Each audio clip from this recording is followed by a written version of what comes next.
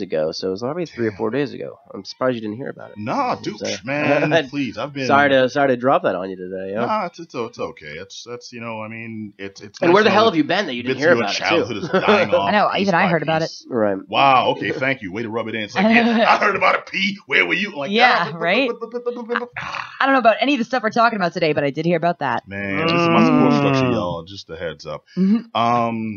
Dude, man. I mean, it's always sad to hear that someone you knew from childhood, someone whose work you appreciated, has passed on, and we've been dealing with that a lot. I think it's just man. It's just I think it felt like last year, like every week that we did the show, it was something like that, and then like it's actually kind of carried over and it's still happening. And then I hate opening the show this way. I hate talking about it, but at the same time, it's just like these guys are huge influences and like some of my favorite artists, essentially. So.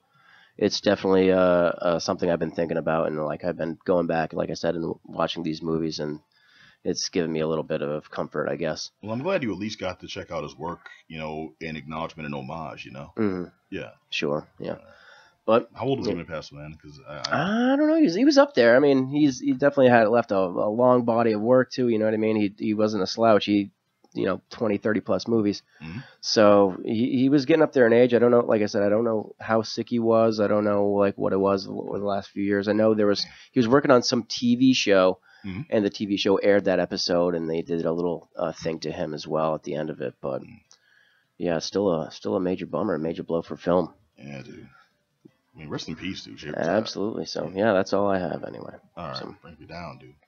All right, I think we could use a little pick me up, a little lighthearted fair. Yeah, you got something? And well, speaking of fairs, speaking of fairs, this will pick us right up. This is a funny story. Over the last couple of weeks, dude. If anyone's, first of all, in between segments here, if you're not watching, if you're just listening to us, you can also watch us on twitch.tv/The Geek Down. If you tune to it right now, you can see John Lee fiddling with cameras and messing around with visuals all over the place. My pretty face over here, my pretty face over there, and the rest of these suckers in the room create an atmosphere for me. All right, like I said, I'm the one covered in wires. This dude, John, yeah, seriously, hey man, you plugging me in? If that is your kink.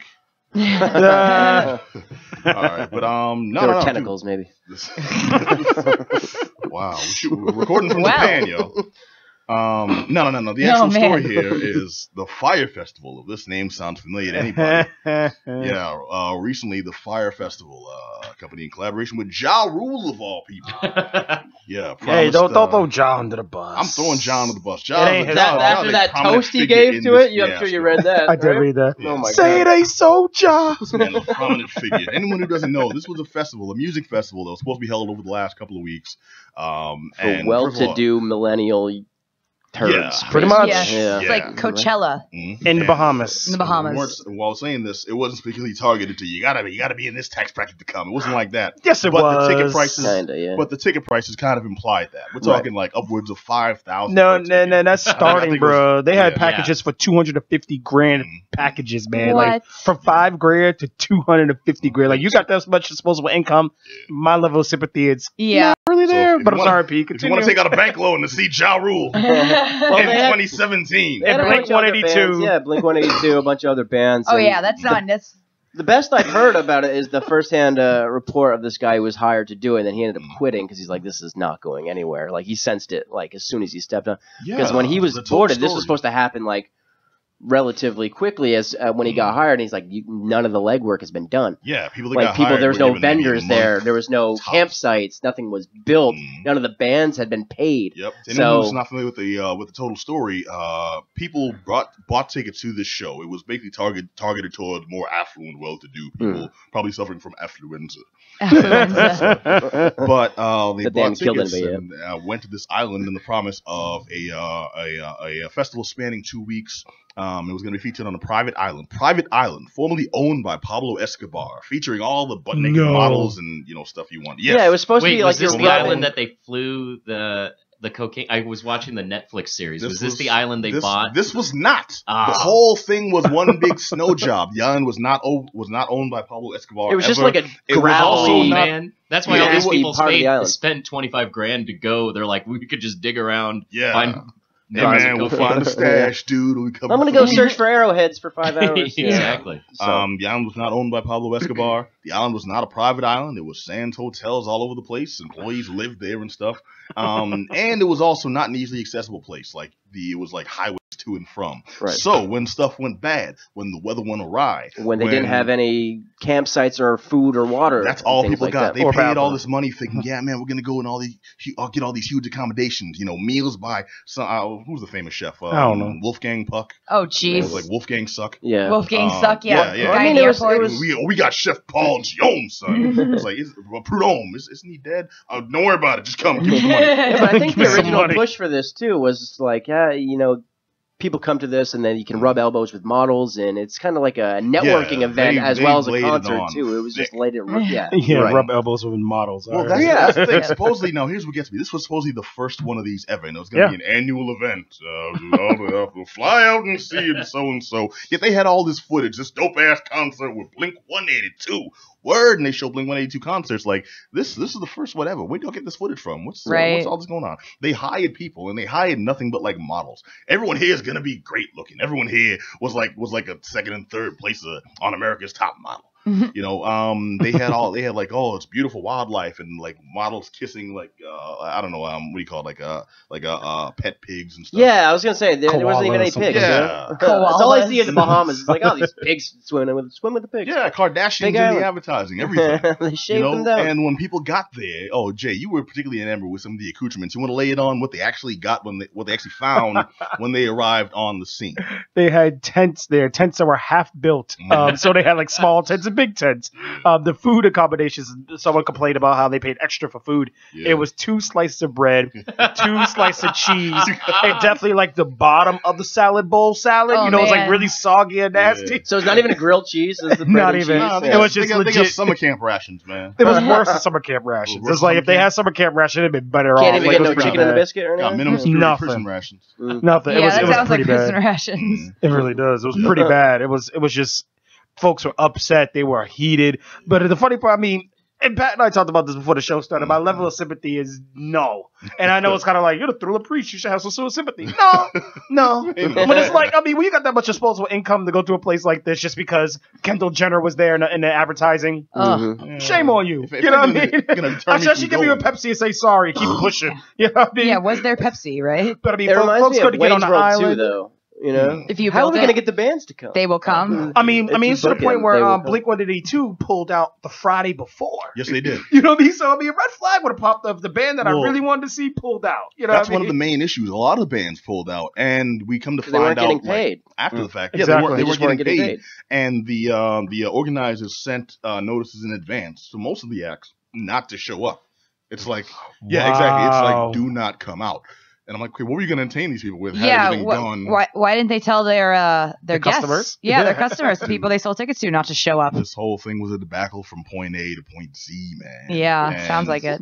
It starts off, they had no accoutrements, they had no setup for bands to play, they had no accommodations for patrons to actually stay in or attend while they went to actual shows that were supposed to go on. Right. And they had, like you said, no food for them. They had had no money. Like, brought out. They had to like do like an evacuation of all these people. Like these people could actually die if they keep going this way because there's nothing for them. They were reliant on the venue. They were reliant on the organization to get them there, and they were told not to bring any money. So you won't get robbed anything. This is quote unquote a cashless event. So they all had these special bracelets they were supposed to put money on, and they could use them like a speed pass. And they were all like bracelets that were owned by the organizers. Like they were proprietary. So it wasn't like it was put money on your PayPal and we'll connect your PayPal. It was like its own proprietary thing, right? Like it was also like Six so Flags. you can't get your money back. Yeah, it was also like Bart Bucks. You couldn't use them anywhere else. Right. Bison bucks. I got bison bucks at the end. Yeah. So it's like we don't have money here. We use coupons. Right. Word. Well, they don't take coupons anywhere else besides this place. I got no food. That's 2017. It's probably a voucher system now. They're trying to do the Burning Man thing where you're not supposed to bring money. You're supposed to live but somehow they're worse at it than Burning Man even. Well, only one that got burned was the patrons. Yeah. Well, Fyre Festival, Burning Man. I mean, no, they knew what they were doing. That wasn't accidental. Yeah. One big pun there. We'll spell it with a Y and be really trendy. Right. Fire. Well, it got dangerous. That's where like things really went straight to hell. Like, the weather got bad. People couldn't get away. People couldn't get to safety, and because they were dependent on like there was buses and taxis readily available, but these people want to get paid. When you got no cash on you, you kind of hosed. Yeah, you can't like just walk along. I came like, yo, do you take this? Yeah, do you take this non-currency, non-legal tender on my bracelet? 17 cents for the plastic, maybe. Yeah, right. It's like it's got 400. Now, what was the speech Ja Rule gave to? Yes, you know what I'm saying? It's like party like we're rock stars, F like we're porn stars. Yeah, it was like something in between. It's like yeah. Everyone else was fairly apologetic. Even Blink-182 released a very proper professional. We're sorry, people got hosed. We wanted to emphasize we had no part in this. Is this Jaws? No, this is Blink-182. They handled things professionally. No, John put out a statement. He did put out a statement. His was more along the lines of "Yo, murder." Ja Rule was like, when you get back to the States, holla. Nah, he was like, yo, man, shit happens. Catch me in Fast and Furious 9. Oh, man. Right. If I'm lucky. I just know that he had capital. I know you said it was not my fault in capital letters. I do remember that sticking out of the statement. Was it was like not my fault, but I do accept responsibility. He's like, wait, what? Sounds like Trump. Well, no. To his credit, he did try to say, at the very least, I accept responsibility, even though I was not directly involved with these decisions. I'm like, dude, your name was plastered all over the sucker. You were the primary figure. It's not decisions. It was like non-decisions. Yeah. Like no one made a decision to, I don't know, have money for this thing, like build something, well, have they something had to ready. Have an idea at some point. Like, okay, after this, we'll put on a concert, man. Well, the other co-founder explained how him and Ja got the idea for the sucker in the first place. They were taking flying lessons, ran out of gas, and actually crash landed on this island, and had the idea. This is like a magical experience. This is like Lord of the Flies. This is not true. This really happened. Yo, P, you making this up, bro. A bunch of rich people. I'm not fucking rich people. Now, we had an idea of how this probably should expected this to turn out before it became public news. They were going to have all these rich cats land on this island, run out of resources, and then just like stage your own bum fights. Right. Yeah. Is that why we hadn't heard from Ja Rule for a while? He was on this island. They crashed. No. Ja Rule was just like in deep depression over the money he lost from not being in Fast and Furious 2. Like, I'm not going to be in your crap sequel. Forget you. And then it's like him and Hector just repenting all day. Hector, yeah. Him and Hector. Mystical, maybe. Yeah. Well, what this comes down to is I'd like to talk about when we consider after we've gotten our yucks and chuckles out the way, how can cats actually avoid being scanned by such things in the future? I'll look for obvious red flags, I guess. Go with something that's reputable. I mean, go with something that's reputable. If like you have the kind of money to spend on Fyre Festival, just go to Coachella, as gross as that is. Well, that's the thing. I mean, like at least it's reputable. Coachella is like a boon for musical appreciation. Who the hell are the Stone Roses? I know who these guys are. Can I do cocaine to them? Yeah, right. Can I wear an Indian headdress and do cocaine? Yeah, look for reputable sources then. Yeah, absolutely. Actually, do your I guess. I mean, I wouldn't go to the first of anything unless it was probably local too. You know what I mean? And have a contingency plan. You know what I mean? Like have like kind of a backup. Like if you're going to something in California, you're like, well, I can just drive somewhere. Well, also maybe out of the country is a little bit sketchy. Yeah, because like I first year out of the country, probably right there. I'd probably have some second thoughts about where it. like and then no access to money. Like I remember actually they were putting on a festival, Moonrise Festival in Baltimore, and it was like 2014. It's like a big electronic music festival. Major Lazer was there as well. Supposedly Major Lazer's everywhere. Oh man, just that track record. Yeah.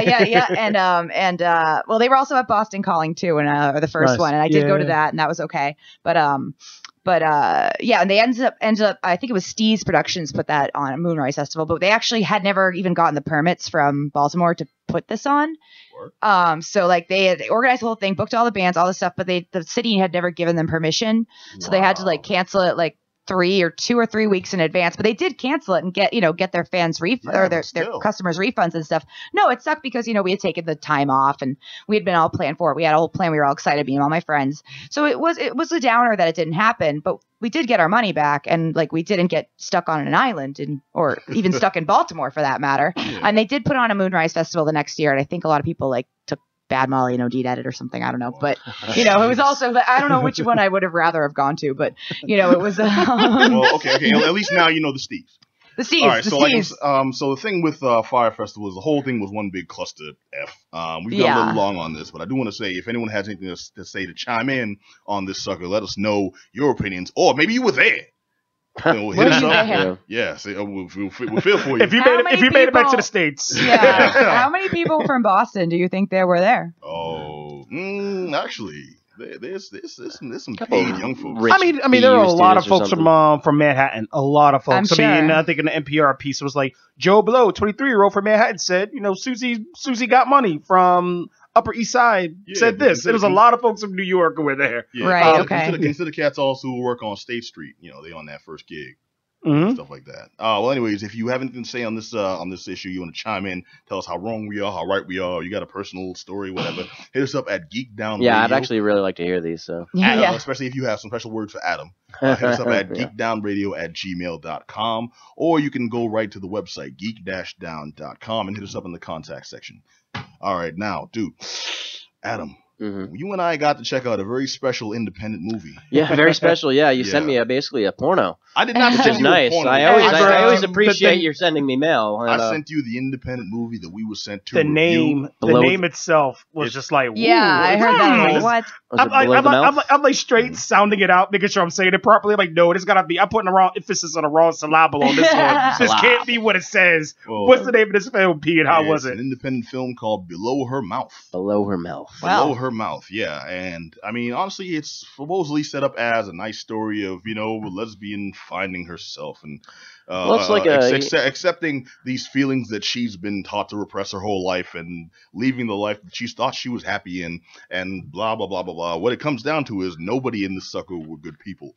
All right. Right. It's like they meet and then there's something to her. She can't get it out of her head, and then she pushes this woman away, and like I said, she's thinking about it. She's thinking about it. Yeah, it's something brings them together. Then obviously changes their life, and there's some steamy stuff in this. Oh yeah, and I'm watching it on my laptop in bed, and the fiance turns over and starts is like, to rise. Like, whoa.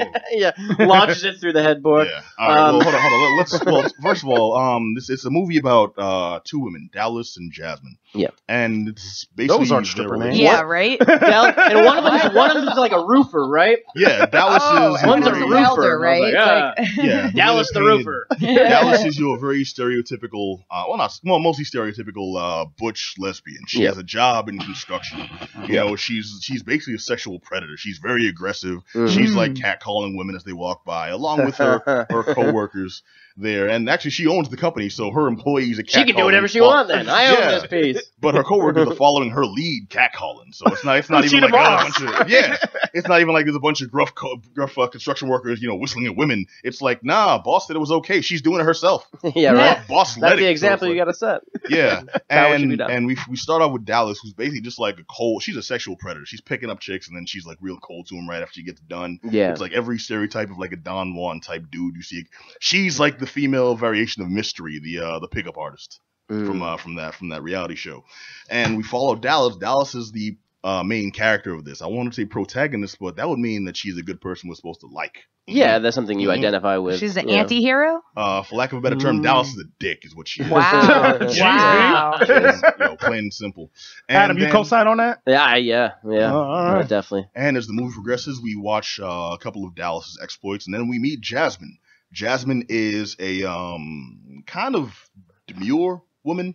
She's not really a party girl. Her friend's a party girl. She's kind of the more she's a little more reserved. She's laid back. Yeah, she's also happily engaged to a guy. I think his name was Ryle. His name was R something. It was like Ryle. Yeah, right? something like that. His name was like Ryle. We'll call him R, I guess, before we mess up. His name was Ralph. Forget you. And who's, for all we know, in this movie, he's a nice guy. He loves and respects his fiance there. They live together. They have a nice relationship. The only, I guess, downside of him is he works a lot. So he occasionally has to leave on company trips. And idle hands, man. Yeah. Well, not even. He's not out there, like, cheating on her and stuff. He's calling her every day. Hey, baby, I love you. He's thinking about you while I went to this meeting. But this girl comes along, plants the seed right there. Exactly. And that's all it is. Jasmine goes to a club with her friend. She gets picked up by another woman, and that's where everything goes wrong. So she got turned out. Absolutely. Not even like kinda, sorta. No, that's absolutely what happened. Exactly. She got picked up, chased, and then she played coy, and then she got down, and then in between, I wanna get down, but not the first night. This sounds like the plot. And the way that's the actual plot synopsis, and the way this comes out, it sounds like kind of it's one of those very emotional Lifetime movies or such. A woman discovers her true self. Nah, this is a porno. Okay, yeah, it's steamy, man. It's got some heavy stuff. I mean, and it's a little gratuitous too. And you're like, wow, left and right. There's like full frontal male nudity, full frontal female nudity. There's like these really intense masturbation scenes. Yeah, very intense. But it's like, and then you think you're like, wow, whoever's handling this movie is definitely got some prurient interest. Yeah. But it's a film made entirely by women. The entire crew, directed by everyone, was a female on this. And one thing I really did notice, women are a lot more comfortable with their bodies and with bodies in general, because so I felt that made me feel better watching it, though. You know what I mean? Once I learned that, absolutely. Because I was like, this is some cheesy guy just doing this and like exploiting these girls. And I was like, women are exploiting themselves. Yeah, women do that all the time. You kidding? Yeah. Well, yeah, but at a couple of points, I forgot I was watching a movie and thought I was just watching a short API on my laptop. Right, like I thought I hit the wrong thing and the wrong pop-up. So is this like, you're making it sound like this is like how this is like this is the way it's presented. It was presented in a way which like Caligula was presented as like historical documentary, like a historical documentary film. More or less, like, no, Caligula's porn. It's what it is. It's not some historical film. Absolutely. So is it presented just like that? That this is like a Lifetime movie? You're like, brother, no, that's not what this is. I swear to God, there is no way that some of these sex scenes were filmed without someone actually dipping a thumb in. Right. There was face sitting, and the camera lost a gets ring like here right here. Right. Wow. There was face sitting. The camera gets right here and stops just short of like labia. It's like blue is the warmest color. You watch that movie, like there's some heavy duty lesbian scenes in that, and you're just like, this wasn't handled quite like that. Okay, well, I think that movie's like, hey, I think movie. Okay, now this might be the film nerd me coming out. I think that may have been their out that we're watching lesbian sex, so it's more artistic than just watching a man and a woman like You know what I'm saying? This is but it's also a woman appreciating another woman's body. Giving herself over to this woman, you know what I mean, as well. So it's just like kind of her expressing herself that she didn't know she had these things. So in a way, it makes sense when it's so like, wow, like right in your face. So I get the aggressive part. I didn't have a problem with this. I just feel it really needs to be like made known. Like this isn't nothing that bothered me, but it's people stopped listening an hour ago and now are like, right. Somebody is googling this right now. I would have just appreciated being prepared for it, because it kind of like hits you in the face. Yeah, like what if you were like with your like family, you're like, let's go watch this movie, and you're like, oh, well, okay. Because it's painted as a nice what's below her mouth? Boobs! That's what. This is a movie I could actually watch with. I'm not watching with my moms, but I could watch with my sisters in the room. It's like no problem. It's an emotional movie with two women who kiss. What's the worst movie you ever watched with a family member? Actually, we were watching Menace to Society, and that sex scene came on. Oh yeah. I was 7 years old. My mom was watching it, and then that scene came on, and then it didn't dawn on her that I was right there until it was done, and she was like, "Oh, that's a heavy movie to watch anyway." Without give me a glass of milk. I'm like, "Oh, okay." I come back, and it's on like One Life to Live or some stuff. Right. It's on like news, like it's on like Fox News just to get off the channel, right? It's like suddenly you're switched over. That was mine. How about y'all? The Specialist. My aunt watched. It was that. The Sylvester Stallone and Sharon Stone's shower sex scene was definitely one of the most uncomfortable things I've ever sat through. I've got a really and the thing is, like, you can't get up. You just have to just hope it ends, and it doesn't end. It just keeps going. It just keeps going. It was so bad. Yeah, that's definitely worst the to one. emphasize how uncomfortable you are. I know. In the shower too. I was like, this year I watched. I was watching. Antichrist actually, which is that's okay. You guys know this movie, right? So my parents come home about halfway through. My dad sits down, has a scotch or whatever, joins me to watch. He says, "Hey, it's Willem Dafoe. Cool." What is she doing to his penis? Yeah, suddenly, so you guys get it. Like then it's like this is getting more crazier, and then she's jerking him off, and blood comes out of the penis, and he's like, I'm so sorry, and then we keep going because how much weirder can this get? And then the female genital mutilation scene, like very, very vivid, comes on, and we were just screaming at the TV, me, my dad, and my mom, yelling, "Why, Lars von Trier? Why would you do this to us?" I saw that in theaters. We were so angry. It was actually the only time I've been like, I love Naked Lunch. I love weird movies, but the only time I've ever been angry at a director, and I felt like he was being hostile to me by creating this movie. That's actually what he's going for. I was like, "This will teach Lauren." Yeah, I was like, why would you do this to me, sir? What did I ever do to you? That Willem Dafoe's penis is one thing, but the craziness of the rest of the movie was, just it was very offensive, and I don't get offended by things very easily. But me and my parents, I put them through that, and I'm so sorry wherever you are, Mom and Dad. I'm so sorry. I did not mean. Actually, you didn't. They walked into it. So they did literally. They came over like you said. Well, what is it? Yeah. Flubber or Oh, Antichrist! I heard that's a good family rom. Yeah, Alone at Home. They came home after like a night out to eat, and they came home and sat down and drank some wine and some scotch. Which I mean, it's a good thing they were drinking that actually. Yeah, you could just tell them they made it all up. Yeah. I was like, we just we'll never speak of this again. Remember that time you wouldn't get me the speaking spell? Take this. Yeah, right. All right, okay. So James, tell us about the time you watched Cannibal Holocaust with your son. No. No, there's only two, and they're not nearly as bad as that. One was with me and my mom. We were watching. I think I walked in and she was watching the Martin Lawrence comedy special. Oh. And he was going. I can't remember exactly what it was, but I know it was something really wicked raunchy. Yeah, any of them. And he was going. It was his first one. His first was his classic one. And I forgot. He was talking about something about sex, blah blah blah. And like my mom was rolling hysterically. Then she looked over and saw me. And and she screamed at me like it's my fault that I walked in the room. I'm like sitting like, yo, I'll be here like 10 minutes. So of course my jaw hit the floor hearing him just say all this raunchy stuff. And she screamed at me like it's my fault. I'm like, come on, Mom, you saw me walk in. Yeah. Like, come on. The second one was so not nearly as bad. The second one was watching Game of Thrones with my kid. My kid was 6 months old. So during this whole time, when you're a parent, your kid's like, you're feeding your kid and not really paying attention. So he was sitting in a bassinet and I was rocking him. And I think it might have been later on the first season where breasts were popping out. And that's constantly throughout the entire series. And my kid's eyes opened up real wide. And I'm like, holy crap, he gets what's going on. Because up to this point, he was good. Are you sure he wasn't just hungry? Yeah, I was just going to say 6 months, he could be like lunchtime. Right? Food. I mean, I just finished feeding him. I just finished giving him the bottle. He was cool. All right. So he's sitting there, he's like, rocking and nodding, and next thing you know, and that's how I knew Titty's popping the screen, and he's just like, ooh. And his eyes opened up big, and he looked at me, look at him, and I was like, damn, he knows what's happening. Oh my god! Can't watch Game of Thrones. That's why to this day I stopped like at the first episode of season 2 6 because months. his eyes popped open like, yeah, daddy. I'm like, no. Oh son. man. Well, just a heads up, they in like season 12 now. Still no dragons. That's a lie. There are many dragons on that show. There are tattoos. Yeah. You won. As soon as I was like, I was sitting on one. I was like, oh, mine's the worst situation, the best. But as soon as you mentioned Antichrist, I'd seen the beginning of that, and I was like, what are we watching? No, the end, I left, though. and I came back, and my roommate and his girlfriend at the time were watching this, and I'm like, you're still like, how could this be? I missed the blood shooting out of Willem Dafoe. Oscar award-winning penis. Yes. I'm sure he won one. He deserves one if he shot blood out of it. I believe, yeah.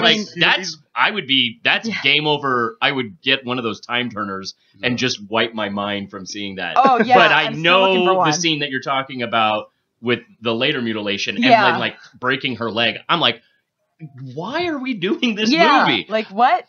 Yeah. My terrible movie situation was I was looking at colleges, and with my dad, we went to Stanford, and they had a screening night with like all of the students, and it was my friend's brother who was going to Stanford. He was like, "Oh yeah, why don't we go? This movie screening is Boogie Nights," and right. So we get in there, and we're like, "Oh, we hear it's kind of like, Salacious is about the adult 70s film porn, industry, sure. 70s porn, the heyday, good old working class porn." And we're like, but it's not going to be like watching simulated porn, right? And we get in there, and it's also when the Stanford tree people are running to be it. It's like their mascot. Yep. So there's crazy stuff happening all over campus. We get in there, and we're like in the middle row. We're like packed in, and this place is just packed with people. And I'm like, this is maybe whatever. This is going to be a weird situation. And then out of the ceiling, some guy drops down on like a rope in a harness, completely naked. What? Comes down completely naked to make his pitch to be the Stanford tree. Oh, come on. In front of a packed house. And I'm just like, was it an Electric Light Orchestra song playing? He's just a naked dude. The best part was that he didn't come down quickly. It took, because he was screwing it up. And I'm just like, oh, fuck, here's this naked dude. And I know my dad's just like, oh, Christ. Dude, And the only person that's more uncomfortable than me and my dad is my friend's brother, who is like, oh, well, I'll be the guy telling him what, campus life is like. And he's just like, oh my God. He's like the most like buttoned down, straight-laced guy. Yeah. And this is how it starts. This guy gives a speech, and then he walks off. He's naked, and the movie starts. And then we watch Boogie Nights trapped in there with my father and my friend's brother, who we're all mortified, but I'm like, this is a cool movie. Right, the movie's great. I gotta see this movie again when I don't have these two next to me. Right. But that was I felt like the worst movie to see a situation with your family until you said Antichrist, and I was like, oh no, I don't know, man. I was gonna be able to go. I was like, nothing I can say is. I just imagine the dude more uncomfortable. Wheel himself down. The pulley's all like rusty and. No, the best part was he gets out of his harness as he's giving his speech, and then tears out of there, and the harness and stuff is still in front of the screen. And the projectionist, best line of the night, projectionist said, if he really wanted to be the tree, I think he would have gotten rid of the rope harness. Oh and like the whole place is cracking up. Oh my gosh. Needless to say, did you go to Stanford? No, of course not. My dad's probably like, no. Yeah, that was off the list. He's like, I don't want you parachuting and shaking. But now I host burlesque, so I guess. Okay, well, yeah, he would fit right in there. Then you should call up that Stanford tree guy. Yeah, I'll be like, hey man, thanks for setting me on my career path. Yeah, right. Where did Johnny go? I'm kind of afraid to ask because we're running low on time. But Johnny, do you have a story? Sure. Real quick, it's either Species or Total Recall. I don't know. Total Recall. Total Recall. Free boob girl. You gotta have it. You want to have some fun? I love that line. Okay, man. Like, maybe you wish I had 3 hands. Yeah, that short girl was, hey, don't sleep. It was very confusing. Yeah. I appreciate and also disappointing later on. Yes. What? Only 2? Oh, I'm a deal breaker. It was paper mache, so It's, okay, Herb, you want to get on this? I can't think of one, man. Thank God. All right. Okay. So below her mouth, what it comes down to is this was a beautifully shot movie, man. Like it looked fantastic. Yeah. I was very impressed with the actual filmmaking. The dialogue is the only thing that kind of threw. I mean, well, then they're also delivered. I think one of the main girls is a non-actor as well. Yeah, I think she's a model. Oh yeah. So not saying that models are dumb. I'm just saying they're not actors, and you're supposed to act right there. I think she was Sweden too. She was playing a Swedish character, but I think she was like English was not her first language. So the whole project was a little difficult. You know what I mean? Except the physical part, she seemed to know her way around. Also, they seemed to really push you towards. These are sympathetic characters. You're supposed to feel for them. You're supposed to be happy about their relationship at the end. Yeah. Like, no, we didn't like Dallas in the beginning. Jasmine starts off as maybe she's just a victim in this. No, she turns around real quick. And like by the end, we're like, yeah, good for you. I kind of hate you right now. I hope you get hit by a bus. Wow. And it wasn't my favorite, but it was, like you said, it was well shot. It was, it's something worth checking out, not just for the sexually aggressive material. But it wasn't bad too. I liked the movie as a viewing, not something I'd recommend people go see over and over again. But I would recommend people see it once if you're just in the movie to see a movie like this. What happened to the boyfriend though, the fiance? He got left. He got dropped. You already tell you the chick got turned out and she ain't going back. She did, man. And the whole thing is they Dallas, you think, oh well, maybe this relationship she'll have a change of heart, or maybe she'll become a better person. Nah, no. They have some slight problems. The first thing she does, she goes to a strip club and fingers an ex-girlfriend.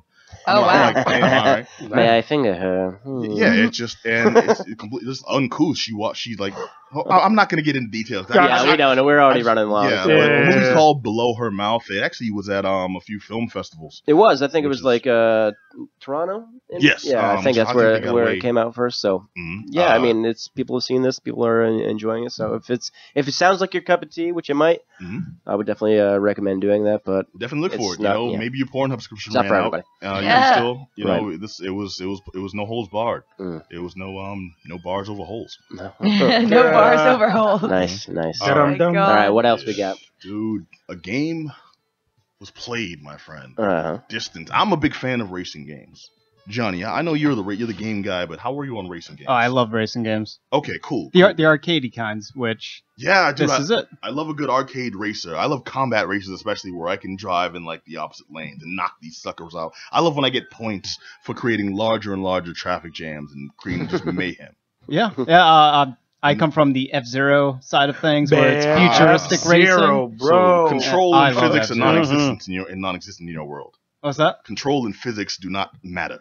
It does matter. It's just got to be ridiculous. Okay, Oh. all right, I hear you. Well, the game we played was called Distance. It's actually described as a survival racing game. Excuse me, the survival parkour racing game. What?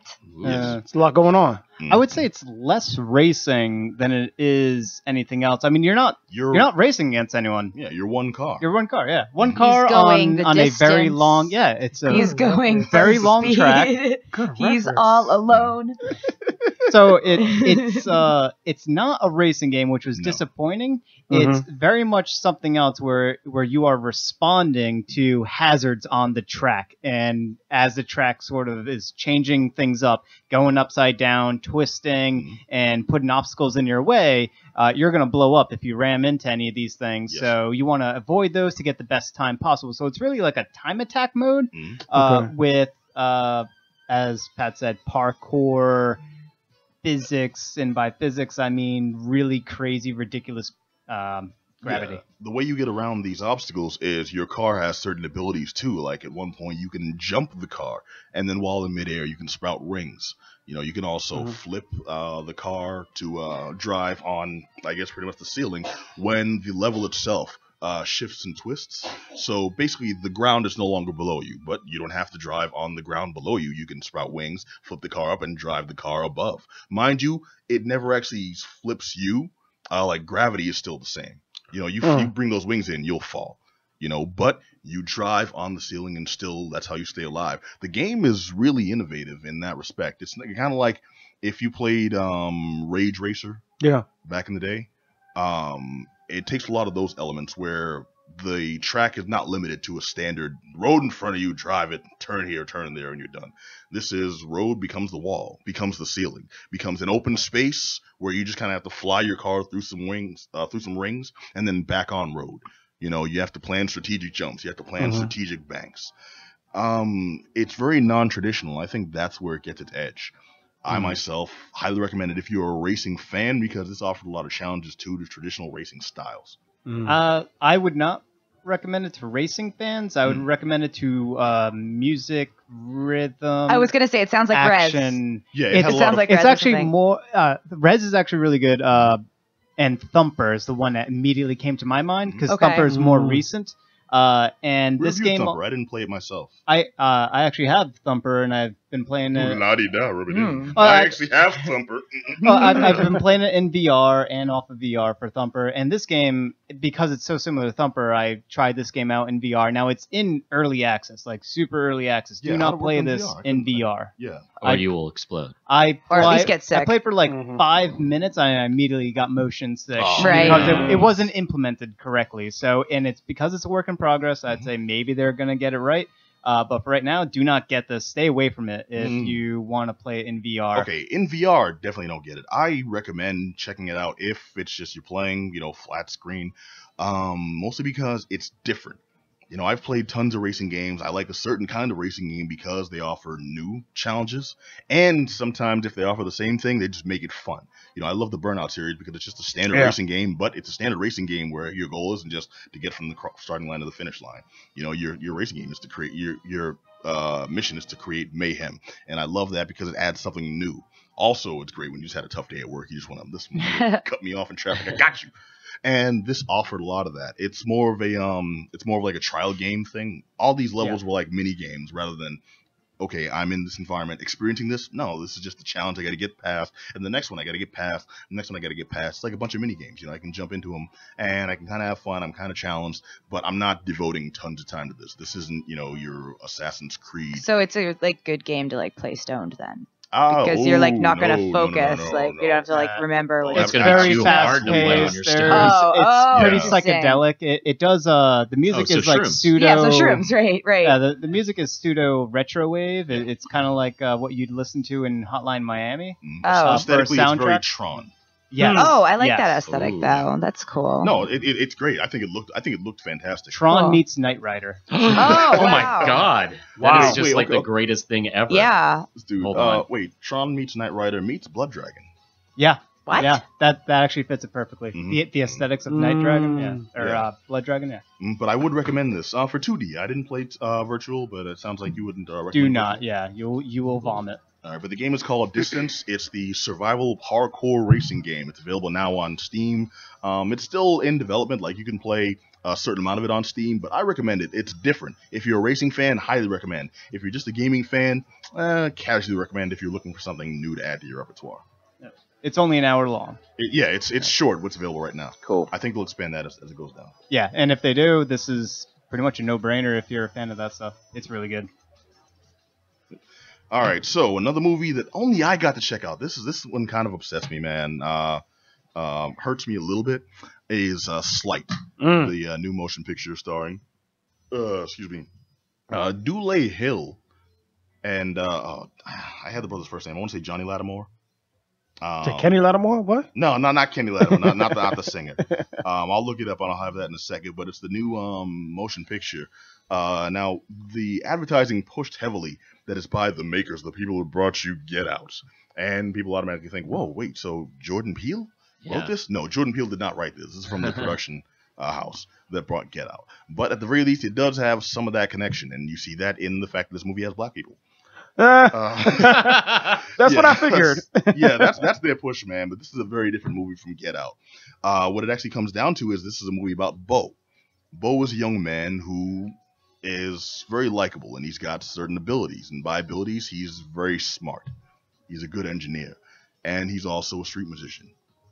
So he does tricks outside of coffee houses, on street corners, just for random people. Puts out the hat, gets money. That's how he supports him. And that's how he supports himself and his little sister. They live in a house, just in the hood, but like the lowest low areas of the hood, because this is where he gets his money, most of his money. The rest of his money he gets from dealing drugs.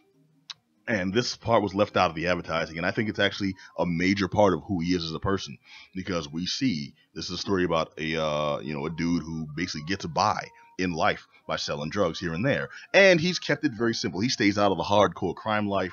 He sells drugs on the side. He keeps his sister. Yeah, exactly. His sister has no idea what he actually does. He keeps her out of the life and relatively safe. Sends her to school. All types of stuff, and he's just trying to make enough money to get out the hood.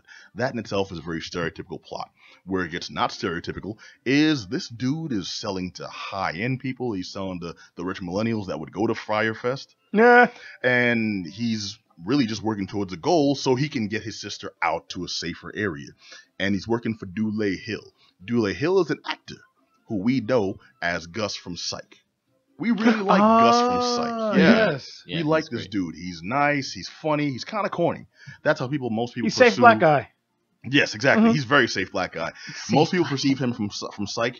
I remember Dule Hill, however, from this movie where I first saw him. He was some gang member trying to mug William H. Macy, and then after mugging him, he gets hurt somehow. Macy comes up on him and gets his revenge. And I'm like, okay, all right, cool. Go ahead, get yours, H. Macy. And then starts calling all types of niggas, and I'm like, whoa, wait a minute, where did that come from? Seriously, we liked you for a minute. Yeah. So that's where I know Dule Hill. Dule Hill has played those harder roles. So this wasn't as much of a surprise, but I like the fact that they took a guy with that clean, like cookie cutter image, made him likable, and then at that twist, I hope y'all supposed to hear this. He becomes that angry gangster drug dealer, drug kingpin that you'd expect. And it's a surprise because for most of this movie, you're liking it. That's the basic premise of this movie. That's not, they're on a road trip to somewhere or they're trying to do this. No, it's just you have Bo. He's a street performer and a drug dealer. He's trying to make enough money to get out the hood. And that's it. A girl slips him her number. She likes him. They start a relationship. And then it just progresses from there where it's like she's a struggling student. He's a struggling street musician. Oh. Okay, she's a struggling student being abused. He's a drug dealer. What's going on here? And then everything goes straight to hell for both of them. I won't say how because that's getting the spoilers, but that's where the movie gets a little more interesting. Before then, it would be pretty boring if these characters weren't so likable. It's like on scenes with dude doing those tricks. It's kind of but he's doing some cool tricks. All right, cool, and he's charismatic. We like him. All right, solid. And then she works a boring job and stuff, but she's really like quirky and stuff, and she's fun to watch. They have good chemistry.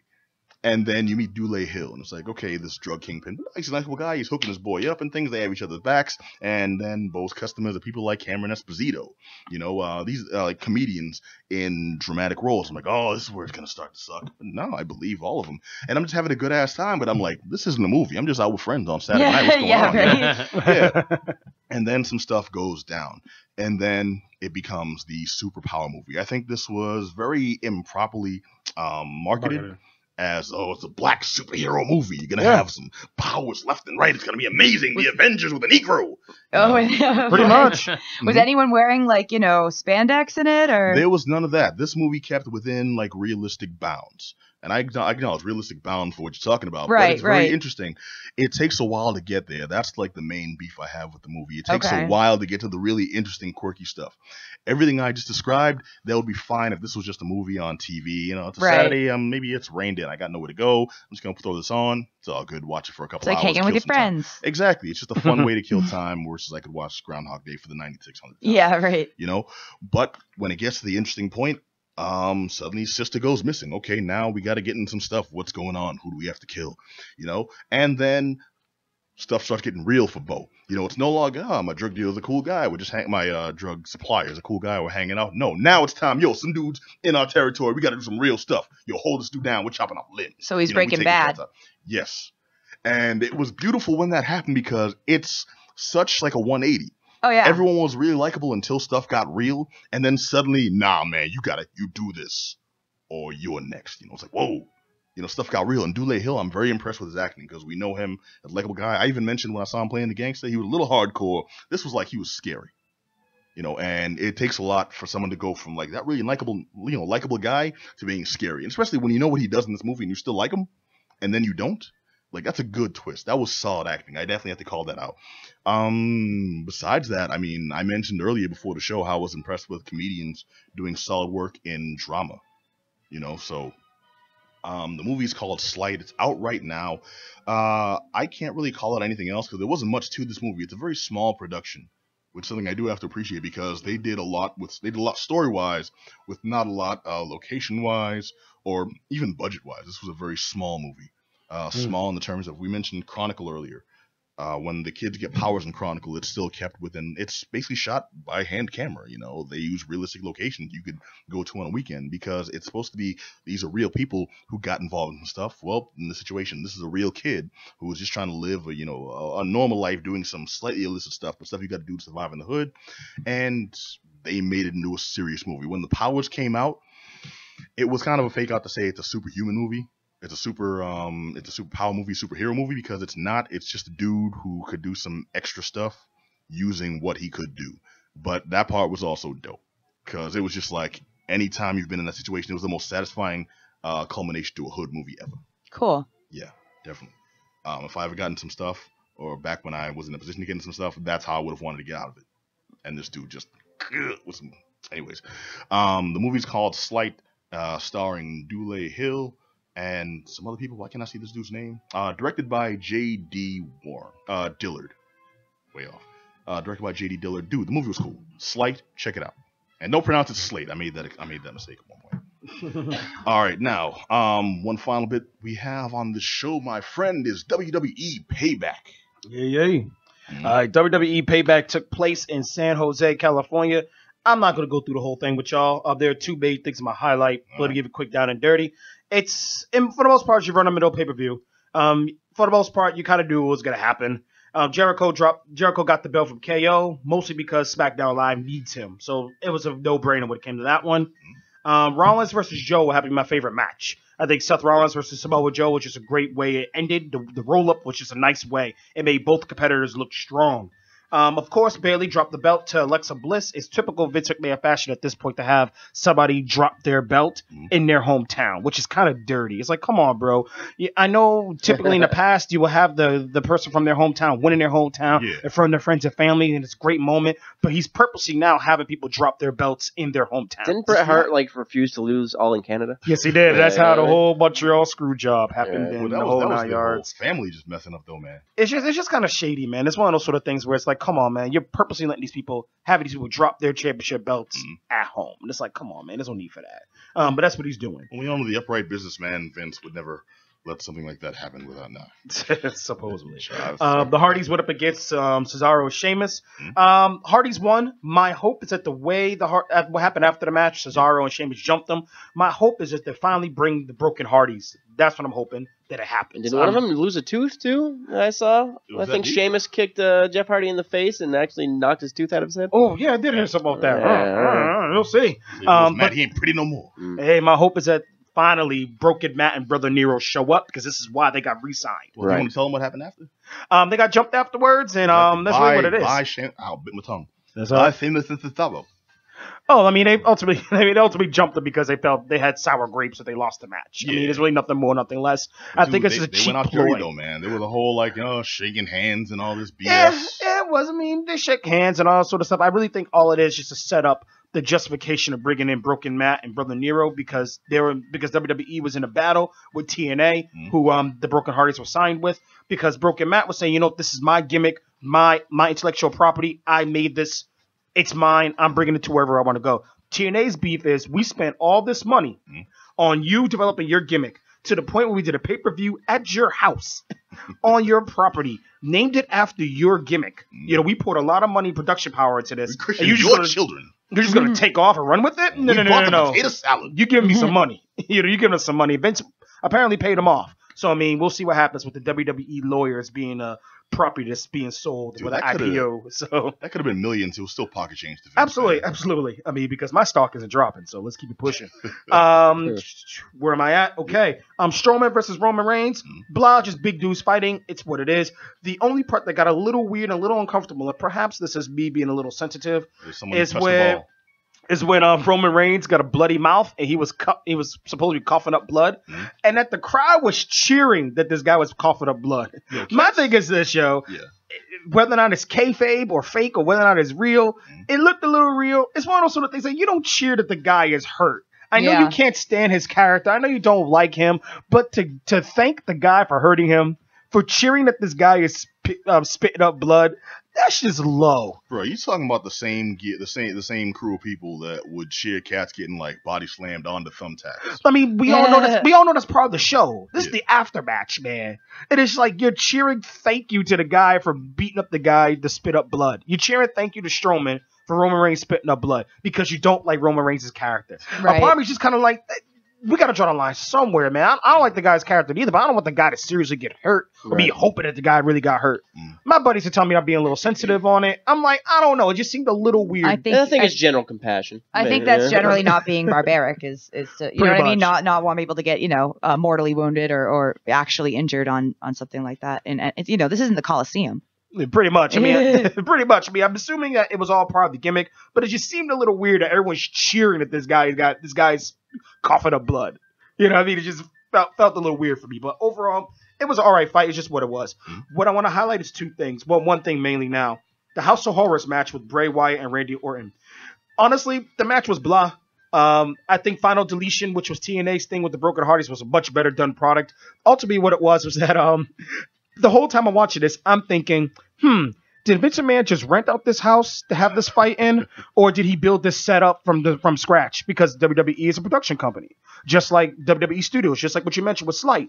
WWE will co-produce that. So I mean, they're their own studio. So I'm sitting here watching this. I should be watching a fight. I should be watching a match, but I'm thinking, wow, if somebody really did lease their house, that's gonna be a lot of cleanup afterwards. So I mean, it goes to show how entertaining the match was, because it really wasn't. House used to belong to Test. Say again? Used to belong to Test. It used to be Test's house. So, I mean, it's to the point where at the after show, Jerry Lawler was like, yeah, man, I didn't really like the match either. I was wondering, wow, if that's somebody's house, that kind of sucks. They just messed with that guy's house. So, I mean, it's kind of weird when you have your commentators commenting the same thing I'm actually thinking. But at the end of the match, because the way it was set up, said Wyatt and Orton fought in this house. They take a limo back to the arena and they finish the fight, which the whole thing just seemed cheesy to begin with. It's just ridiculous. Ultimately, the thing that I liked about it, and which really worked at the end, was when Jinder Mahal, who was the number one contender for the WWE title, did a run-in and interfered the match. The reason why I like it is because this guy has worked incredibly hard, and he became number one contender. And the internet went nuts. Why is this guy number one contender? He doesn't deserve it. Only reason they're doing it is because WWE's moving into the Indian market, and he doesn't deserve it. And ultimately, it's just, I believe they're hating on the guy because he's Muslim and he's Indian. Because ultimately, that's why I think the reason why some of the fans are hating on him. Because this is what WWE does all the time. When they move it, go ahead. I'm sorry, there is a precedent for that though, man. Yes, it is. We even talked about it. Like, yes, we did. They'll push Japanese wrestlers, Asian wrestlers in general, when specifically Japanese when they moved into the Japanese market. I think it was Sheamus push into and Balor and UK Lynch when they moved to the UK market. Absolutely, so Doink when they moved in the Juggalo market, man. So maybe they're probably trying to get those Juggalos, man. You know. So ultimately, there's nothing new about this, but at the same time, Mahal is a great wrestler. So for him to do a run-in on this match with these two superstars, with two former champions, for him to do a run-in, signal that this guy is at that level now. So I thought it was great for him to be able to interfere in the match. And of course, Orton lost, but it was really good in that particular way. So I mean, overall, by the way, I mentioned it that Alexa Bliss got the belt from Bayley, and Bayley lost in her hometown. I can hear the excitement in your voice, brother. I mean, because it was one of those sort of things where you knew the results were going to happen. It was those one-in-the-mill sort of things. It's what I mentioned before, how WWE is going a direction in which they're a little more predictable, at least with their Raw brand. They're a little more predictable. They're giving the WWE fans what they want, but not necessarily the wrestling fan what they want. And I mentioned this before. There's a difference between a WWE fan and a wrestling fan. And it's ultimately they just gave WWE fans what they wanted with this. The guys they wanted to win won. The guys they wanted to lose lost. It was just simple as that. And that's all I got. I mean, if you want to watch it, watch it. Have it play in the background. I'm looking forward to the SmackDown pay-per-view that's happening the 21st of April. 21st of May is what I'm looking forward to. That pay-per-view, that's gonna be a good one because SmackDown just does better work. And that's all I got. You gonna have you on report on that? Yes, you are. All right, cool. All right, before we go, as a final word, Mr. Kevin Harrington's been so silent all show. Has for the people before we take off. I just wanted to do a quick plug for the Slaughterhouse Society. That was amazing. Thank you. No, I'm kidding. Thank you. Good night. Yeah. They are doing a Cage Against the Machine burlesque show tribute to the works of the great actor Nicolas Cage. Nice. That's awesome. Wow. Yeah. So the James Franco of his day. Yeah, comedy, sexy comedy, burlesque, all hosted by Mike D'Angelo from Old School Game Show. I know that guy. And it's going to feature Femme Bones, Ginny Nightshade, Mary Widow, Maggie Maraschino, Terror Tits, Blue Hill, Michael Geary, Kimmy Moore, and the piece de resistance is Face Off, which is like my Citizen Kane. Wow. So it's a really great show. It's going to be this Saturday starting at 8 o'clock over at the Somerville Theater. 7 o'clock at the Somerville Theater. So get your tickets. They are live right now. Get them fast before they're gone in 60 seconds. You should be ashamed of yourself. Don't condone that. No. And if I may, cheap plug for Holy Snacks Archer Burlesque this Sunday in Oberon. I'm going to be hosting that. It should be a lot of fun. It's this Sunday we got 2 shows, and Wednesday we got a show as well. So check it out. Cool. Thank you very much, sir. All right, we just about run out of time, like we did about 10 minutes ago here on the Geek Down. But I want to thank you all for joining me for another action-packed, awesome show. If you were just listening, not watching, you can watch us every week on twitch.tv/The Geek Down. You can also hit us up on social media. We're on SoundCloud, YouTube, Facebook, Twitter, all the good ones, Instagram. Check us out. We're plastered all over the net. Search The Geek Down. We're usually the first ones to come up. And I want to thank in-house guests, Kevin Harrington. You're welcome. And Pest Pizza. You're very welcome. You can catch this nice young lady every Saturday. Yeah. Right here on WEMFradio.com on The Young Jerks. As well as Unbleached at 10 p.m. on Saturdays. No, I didn't say you could promote 2 things. Oh, same station. Just keep listening to WMF, guys, all the time. All right, good stuff. I want to thank you for joining us. Thank you. Thank you for having me. It's been fun. Please, you're welcome back anytime. Thank you. And also want to thank JM, the Thriller Priest. Peace. Glad to be here, P. Just Johnny. Yo. DJ Herbie Herb. Bye, guys. And, of course, the yin to my yang, Black Adam Willis. Yep. This man. All right, I want to thank you all for joining us. Want to remind you can catch us every Monday nights right here on WEMFradio.com, 9 p.m. Same bat time, same bat channel. But until next week, be excellent to each other. Peace. You know, bro.